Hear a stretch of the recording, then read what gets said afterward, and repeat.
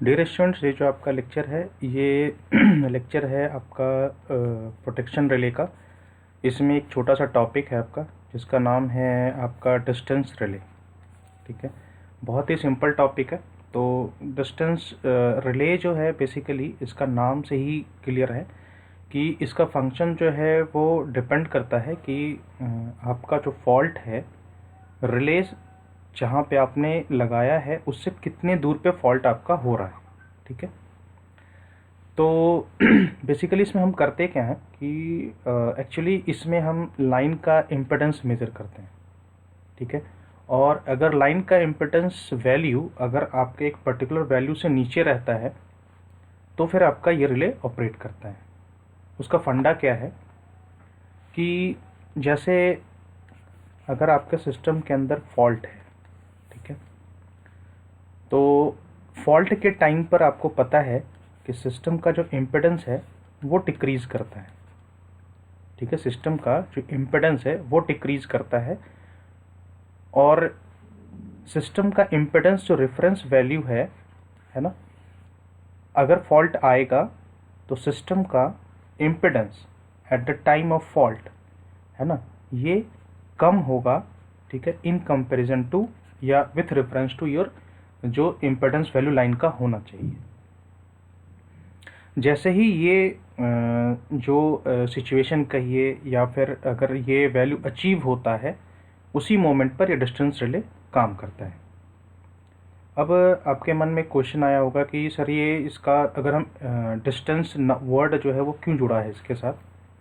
देखिए एक्चुअली क्या है कि हम लाइन का जो इम्पिडेंस डिफाइन करते हैं वो हम डिफाइन करते हैं पर यूनिट लेंथ में। ठीक है, हम लाइन का इम्पिडेंस जो डिफाइन करते हैं वो पर यूनिट लेंथ में डिफाइन करते हैं। और जैसे मान लीजिए कि आपने यहाँ रिले लगाया है और रिले जो है टोटल लेंथ के लिए नहीं, आपने 80% ऑफ लाइन लेंथ के लिए लगाया है। तो इस 80% ऑफ द लाइन लेंथ के लिए जो पर यूनिट इम्पिडेंस है उसकी सेटिंग, वो सेटिंग आप कर दोगे अपने रिले के अंदर कि बेसिकली अब इसमें क्या हो रहा है कि हम पर यूनिट लेंथ का जो वैल्यू है वो डाल रहे हैं। मान लीजिए कि आपने पर यूनिट इम्पिडेंस लेंथ का वैल्यू डाल दिया 5 ओम और किसी मोमेंट पर आपका जो इम्पिडेंस वैल्यू है पर यूनिट लेंथ का अगर वो हो रहा है 4 ओम, तो फिर ये रिले जो है वो ऑपरेट करेगा। इसलिए कभी कभी हम इसको इम्पिडेंस रिले भी बोलते हैं। ठीक है, तो इम्पिडेंस बेसिकली क्या होता है आपका, हम वोल्टेज बाई करंट का रेशियो हम मेजर करते हैं। इसीलिए आप देखिए यहाँ पर एक CT लगा हुआ है और यहाँ पर एक PT लगा हुआ है।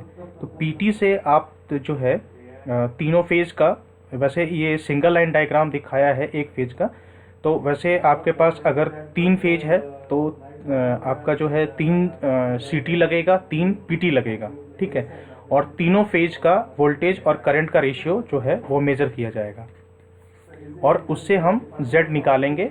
हर एक टाइम पे Z निकाल जो है वो कैलकुलेट होता रहता है। किसी इंस्टेंट पर अगर ये Z जो आपने मेज़र किया है, इम्पिडेंस जो मेज़र किया है, किसी इंस्टेंट पर अगर वो कम जाएगा तो आपका रिले ऑपरेट करेगा। ठीक है, बेसिकली ये है।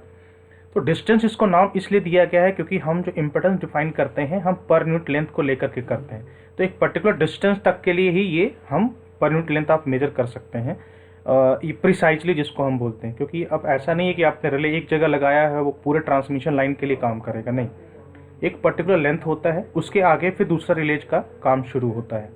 तो इस तरीके से हम क्या करते हैं कि हर एक रिले की हम सेटिंग करते हैं कि इतना इम्पिडेंस वैल्यू होना चाहिए। अगर उस इम्पिडेंस वैल्यू से आपका इम्पिडेंस वैल्यू जो मेजर हो रहा है इंस्टेंटली अगर वो कम जाता है तो फिर हम उसको रिले को खुद ब खुद वो ऑपरेट करता है। ठीक है, अब डिस्टेंस रिले जो अब जैसे जो है डिपेंड करता है कि सिस्टम का वोल्टेज क्या है, सिस्टम का करंट क्या है। ठीक है, इन दोनों वैल्यू पर जो आपका डिस्टेंस रिले का जो है वर्किंग डिपेंड करता है और इसका एक प्री डिटरमाइंड वैल्यू होता है। मतलब जैसा मैंने आपको बताया reference value of the impedance होता है। तो अगर ये ऑपरेट तभी करेगा जब आपका इम्पिडेंस ऑफ द लाइन जो है वो प्री डिटरमाइंड वैल्यू से कम हो जाएगा। ठीक है, अब जैसे as the impedance of the transmission line is directly proportional to the length of it, जैसा कि मैंने आपको बताया है ना कि इम्पिडेंस जो है हम पर यूनिट लेंथ में देते हैं।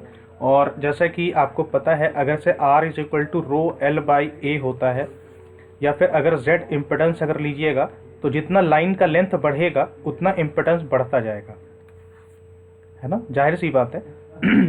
तो अब इसमें क्या कहते हैं कि अगर एक पर्टिकुलर डिस्टेंस तक अगर फॉल्ट आया है तभी वो ऑपरेट करेगा। इसका ऑपरेटिंग जोन जो होता है वो ये होता है, मतलब देखिए ये ऑपरेटिंग जोन है अंदर वाला। एक्चुअली इसको सर्कुलर में हम बनाते हैं, तो इसका ऑपरेटिंग जोन जो है वो अंदर में होता है, और बाहर में जो होता है उसको रिस्ट्रेनिंग जोन बोलते हैं। मतलब अगर उससे बड़ा इम्पिडेंस हो तो ऑपरेट नहीं करेगा, ठीक है।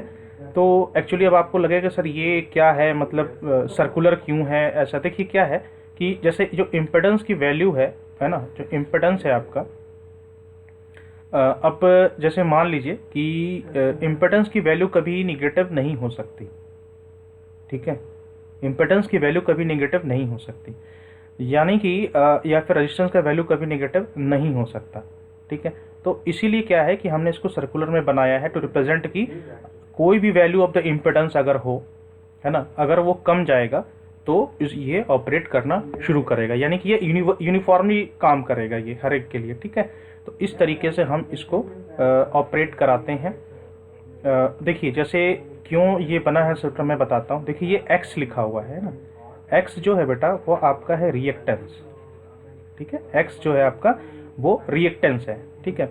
तो रिएक्टेंस का वैल्यू जो है, रिएक्टेंस का वैल्यू जो है वो निगेटिव हो सकता है, जैसे प्लस JXL, है ना, और माइनस JXC, ठीक है। तो इसलिए इसको हम लोग निगेटिव में भी कंसिडर करते हैं। देखिए इस वाले केस में आपका जो है, जो रेजिस्टेंस का वैल्यू, ये रेजिस्टेंस पॉजिटिव है, आपका रिएक्टेंस नेगेटिव है। इस वाले में रेजिस्टेंस आपका पॉजिटिव है, रिएक्टेंस भी पॉजिटिव है। इस वाले केस में जो है, अब चूंकि हमने ये पूरा सर्कुलर ऑपरेशन बना दिया है कि अब कोई भी सिचुएशन हो जाए तो आपका जो सिस्टम है वो ऑपरेट करेगा, है ना। तो अब जैसा आपका सिस्टम रहा वैसा जो है ये इसका जो है वो ऑपरेशन होता है। तो अगर आप इसको इम्पिडेंस मेजर करना चाहते हैं तो अगर इम्पिडेंस बेस्ड रिले है तो इम्पिडेंस रिले हो जाएगा। अगर इम्पिडेंस का अगर आप उल्टा ले लेते हैं तो वो महो रिले हो जाता है, उसको हम MHO रिले बोलते हैं। और अगर आप रेजिस्टेंस बेस्ड बनाना चाहते हैं तो उसको एडमिटेंस रिले हम बोलते हैं। डिस्टेंस रिले के तीन तरीके से हम उसको ऑपरेट कर सकते हैं, या तो प्योरली इम्पिडेंस को मेजर करके हम मेजर करें, या हम एडमिटेंस को लेके हम मेजर करें, है ना, या फिर हम महो रिले उसको हम बनाएं, है ना। तो अगर आप महो रिले बनाना चाहते हैं तो फिर आपको रिवर्स करना पड़ेगा या रेसिप्रोकल लेकर के काम करना पड़ेगा, और अगर आप इम्पिडेंस बनाना चाहते हैं तो सीधा सीधा काम करेगा, ठीक है।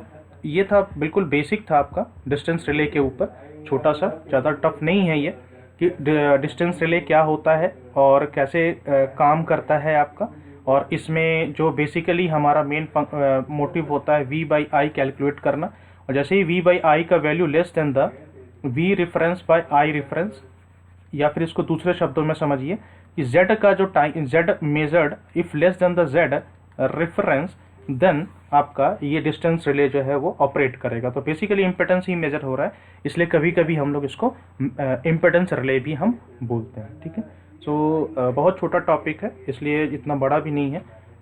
इसके बाद का जो लेक्चर है वो आपका स्टैटिक रिले के ऊपर है। एक्चुअली स्टैटिक रिले में आपका डिस्टेंस रिले एक डिस्टेंस स्टैटिक रिले टॉपिक था, तो उसको समझने के पहले आपको ये समझना जरूरी था, इसलिए मैंने एक छोटा सा इसका वीडियो लेक्चर बनाया है। तो अगला जो लेक्चर होगा वो आपका होगा स्टैटिक रिले के ऊपर। Okay, so thank you so much for watching this video.